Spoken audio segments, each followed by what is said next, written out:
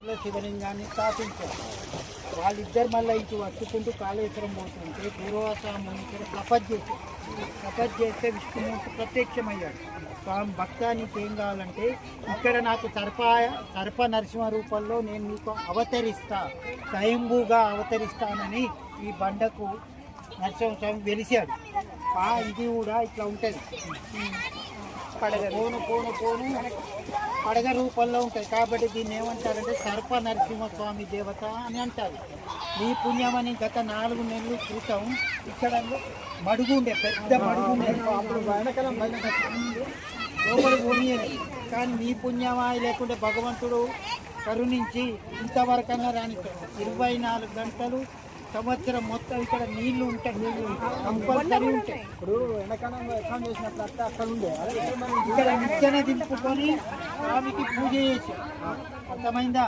కాబట్టి ఇక్కడ ఎక్కాం జరుగుతుంది, రామ కళ్యాణం జరుగుతుంది, నరసింహుని కళ్యాణం జరుగుతుంది. తర్వాత ఇవాళ నూతన సంవత్సరం అని వికాస్ తరంగని వాళ్ళు ప్రతి సంవత్సరం వస్తారు. కానీ ఈ సంవత్సరం స్వామి వచ్చిండని ప్రత్యేకంగా మహానుభావులు ఊరికే రారు. దగ్గర వారు ఒక్కొక్క ఇంటికి పోతే పాద పూజలు చేయడానికే 15,000 తీసుకుంటారు. అలాంటిది మీ పుణ్యమని, మీ అందరి యొక్క పుణ్యం వల్ల స్వామి మీకు దర్శనం ఇచ్చాడు.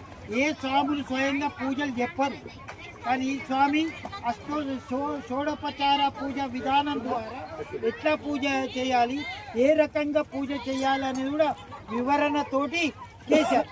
వచ్చిన వాళ్ళది పుణ్యం, రాని వాళ్ళది మీరు పోయి చెప్పండి. మీరు రాలేదు, మేము పోయినాం, మాకు ఈ అదృష్టం. చెప్తే కాదు, చూస్తే వినాలి. ఇది స్వామివారి యొక్క విశిష్ట.